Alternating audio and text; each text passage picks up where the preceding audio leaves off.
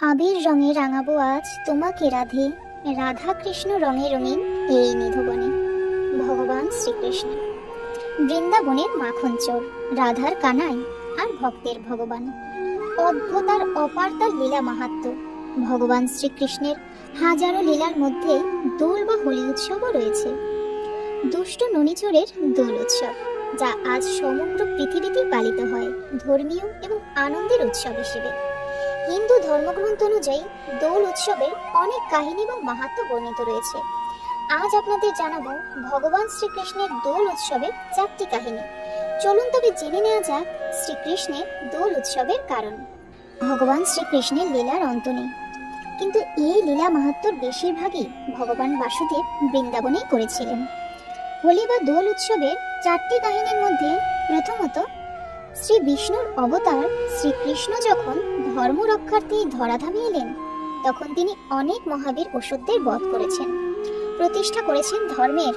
ধর্মগ্রন্থ অনুযায়ী অরিষ্টা এবং কেশী নামে 2 মহাসুরের অত্যাচারে পীড়িত মর্তবাসী। তখন ভগবান শ্রীকৃষ্ণ এই দোল পূর্ণিমার তিথিতে অরিষ্টা এবং কেশী নামক 2 মহাসুরের বধ করেন এবং মর্তবাসীদের অসুরের অত্যাচারের হাত থেকে ত্রাণ দেন।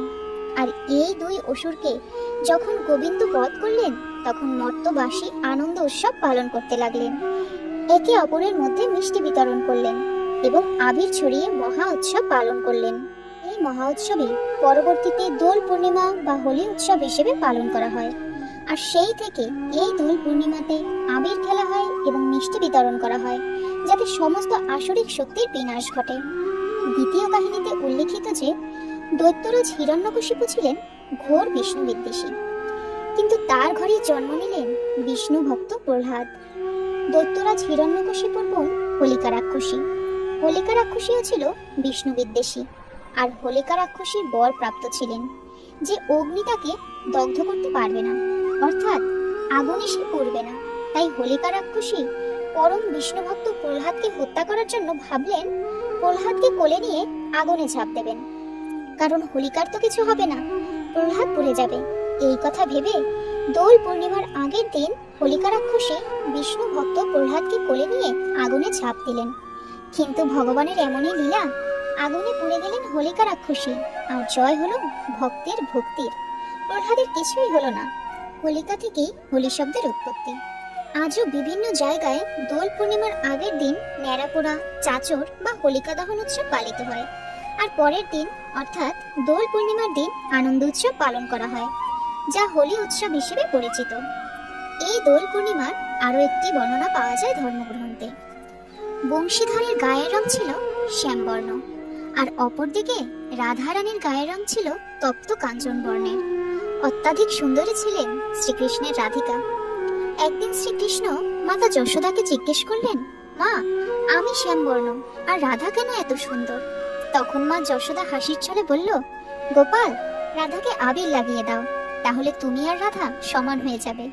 মা যশোদা বলল মজা করে, কিন্তু দুষ্টু গোপাল সেই কাজই করবে ভাবলো।